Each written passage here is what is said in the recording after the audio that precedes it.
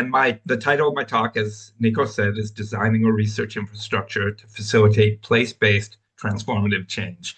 And although Nikos introduced me as if I'm going to say something absolutely new, there may be some new components, but I want to emphasize that up until now, just this morning, Nikos himself did a wonderful job emphasizing the specific challenges we're facing in trying to bring about change in the agricultural sector and agricultural practices. Ali really set out very nicely the steps we have to take in order to make sure that our initiatives, our sustainability initiatives, are taken up or operationalized at a broader scale.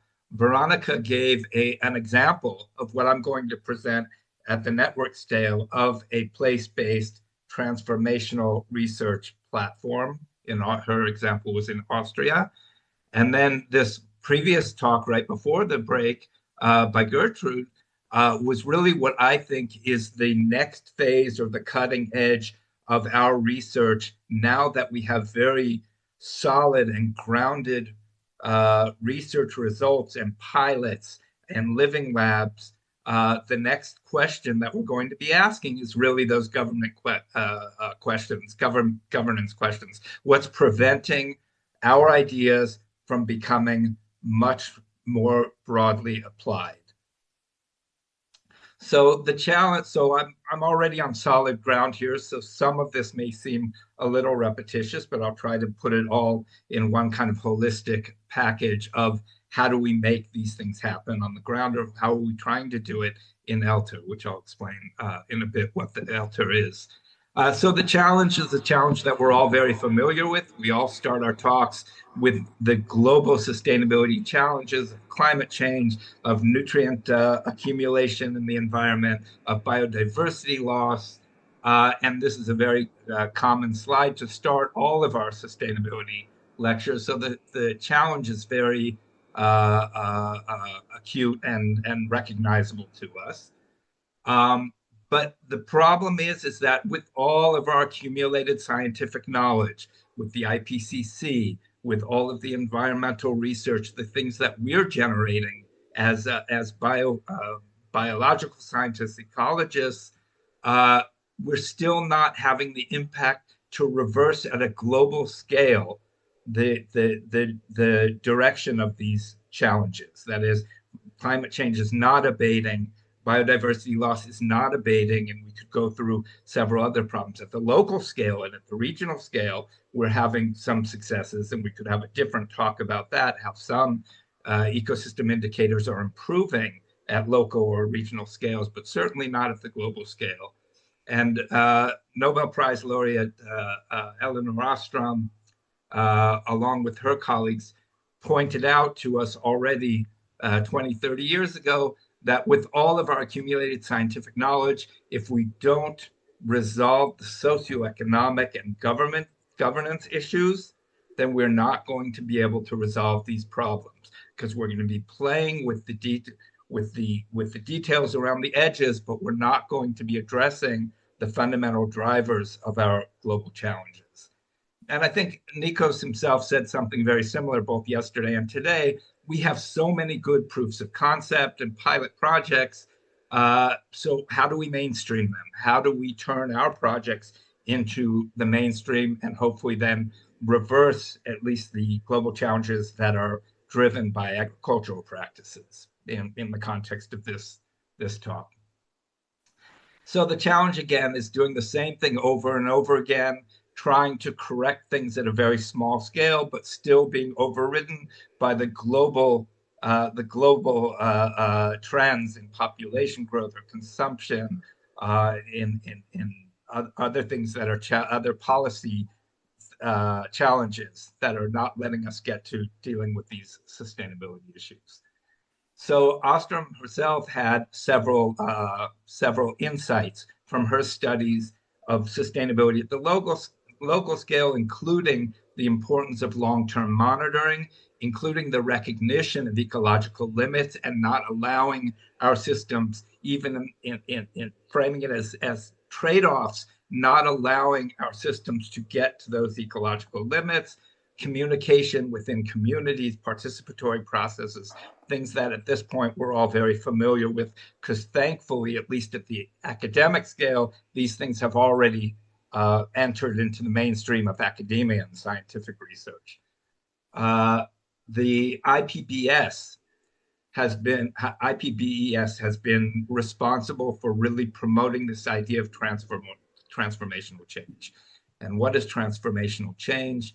It's the fundamental change in worldviews, not just looking at the environmental challenge themselves, but what's driving it and what are we doing over and over again that's causing those problems to continue to accumulate. And here's some, you can look at some of the definitions, but all of the definitions of transformational change have to do with changing human values, addressing the technological, economic, and social factors, including paradigms, goals, and values, and just not continuing to use the same systems, governance, economic, or social structures that have brought us to this kind of era of crisis in the first place. The IPBES pointed out 3 particular problems that are challenging our capacity to reach sustainability. One is the disconnection between people and nature. One is our prioritization of short-term goals and economic revenue and material gain. And the third is the concentration of power and wealth, that is economic and political inequalities. And as long as those things persevere, our scientific knowledge will not help us to catalyze change because we're stuck in a system that won't allow us to make the necessary changes that we need. So they propose that underlying all of our scientific research and behaviors is also elements of pluralism, of equity and justice, of respect and reciprocal relations with nature, and with adaptive learning, that we're always monitoring, studying, learning, and improving. Sorry, I went backwards. So we come to this last, moving from unsustainable systems to sustainable systems takes a transformational change in the way we relate to the earth and our fundamental value systems. And one second to last conceptual model that I want to show you is the weight that we should be giving to what's called leverage points for sustainability. At the bottom of this chart is the areas which we can have the most profound long-term impact on our attempts to move systems on a sustainable pathway. And those, again, are to transcend existing paradigms, escape the lock-ins that are keeping us from improving our environmental performance, changing the goals and the mindsets. And the weaker sustainability levers are no less necessary because those are really the policies and the actions that we're taking, but those are the ones that we tend to give the most attention to, which is to, really monitor and try to make policy changes that correct failures, economic failures or political failures in the system without addressing those underlying goals. So this is just another way of looking about where we have been prioritizing versus where we should be also prioritizing.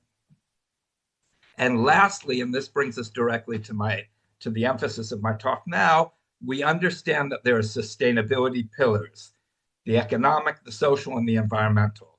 The one that we have neglected is that who is supposed to be responsible for implementing these sustainability pillars. So the neglected part of this pyramid is the institutional sustainability. That is, how do we shape our institutions, whether it's a college, a university, or a research infrastructure, or a governmental agency? How do we shape it so that its decisions are a priori driven by sustainability principles? So adding this institutional factor means that we have to, in order to achieve economic sustainability, we have to have an element of justice built in to the priorities of our institutions, democracy as far as social sustainability, and care for the environment or improvement of that human nature relationship. And the institution is responsible for carrying those forward. And that brings us to eLTER. eLTER is a European network of ecosystem observation and research sites, over 800 if I remember correctly, integrated European long-term ecosystem, critical zone, and socio-ecological research infrastructure. And this is just what those sites often look like on the ground, including this one in Coriolis, excuse me, I always mispronounce it, but the one in Greece outside of Chania. So eLTER is an organization or a network that's existed already for 30 years, established first in the United States, then at the international level, and then at the European scale. eLTER is the European branch of the Long-Term Ecosystem Research Network. And in order to strengthen our network, in the last 10 years, we've been involved in a very intense process funded by Horizon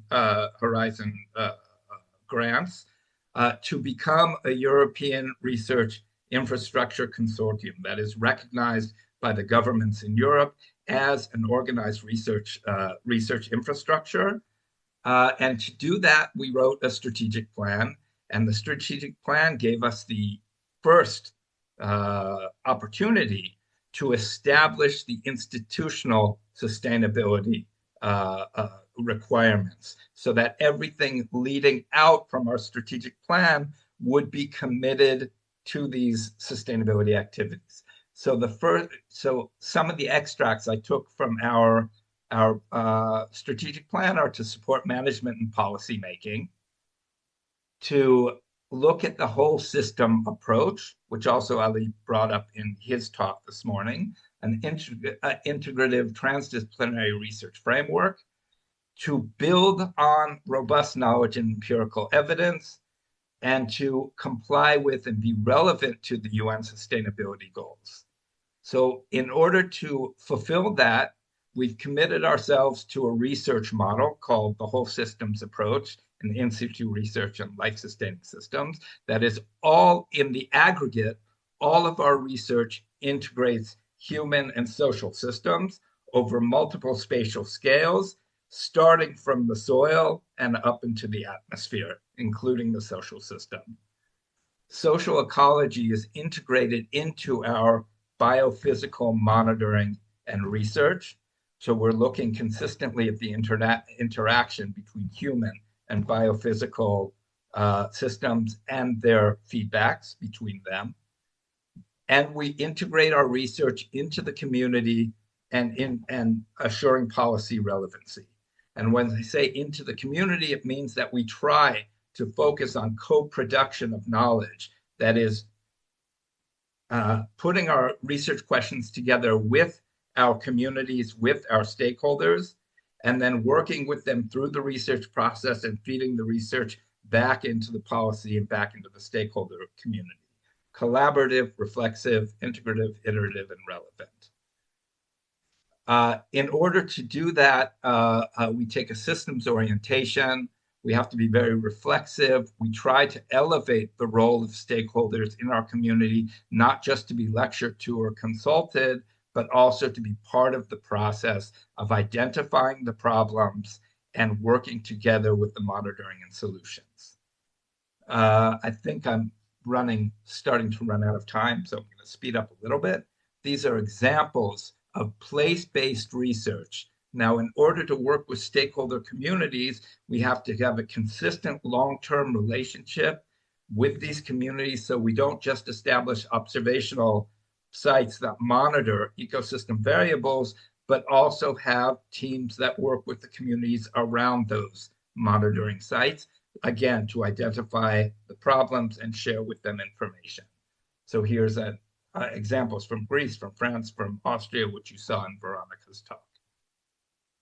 Can we implement transformative change in these sites? That's in fact our goal, to work with communities using the principles of transdisciplinary research to try to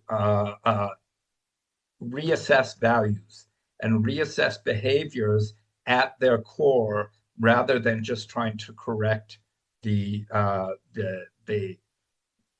degradation or the outcome of destructive activities. Skipping ahead, in order to make this network functionable, we had to have a certain amount of harmonization between them. And there's an inherent conflict between place-based research and a continental-wide research network that's supposed to produce consistent, harmonized, and comparable data. So on the one hand, we have demands of our individual platforms to collect data in a certain way, to have a certain competency to work with communities and do the biophysical research. But we also have to leave a certain amount of freedom for individual platforms to form themselves around the needs of the stakeholders that they serve.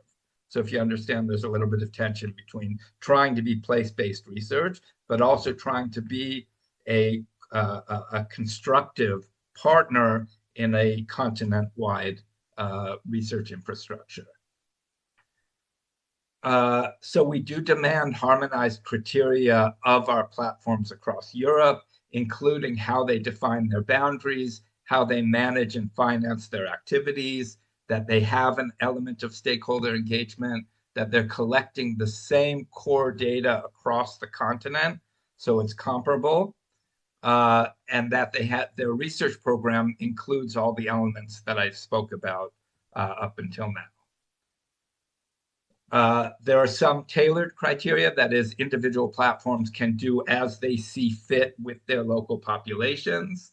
The exact spatial design, where the boundaries are of their research platforms, who the teams are that they're working with, and then we provide some kind of latitude as far as data collection, because some platforms don't have the same capacities, either financially or expert capacities, to collect data at the fine grain that the research infrastructure is requiring of them.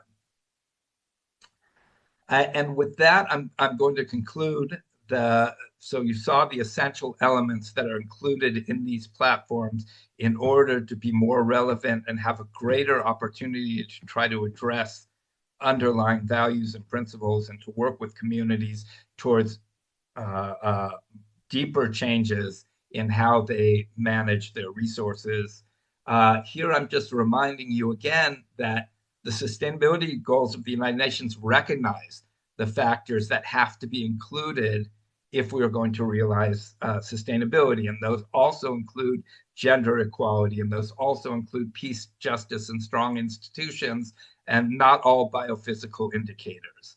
So in order for eLTER to address those things, eLTER, again, is a ecosystem observation and research infrastructure. However, if we want to have an impact on sustainability transformations, then we also have to walk the walk. We have to behave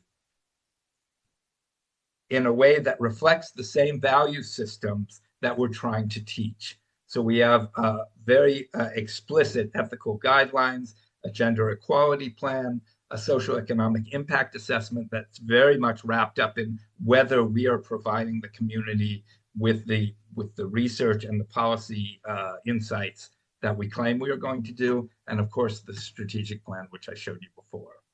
I showed you extracts from it before.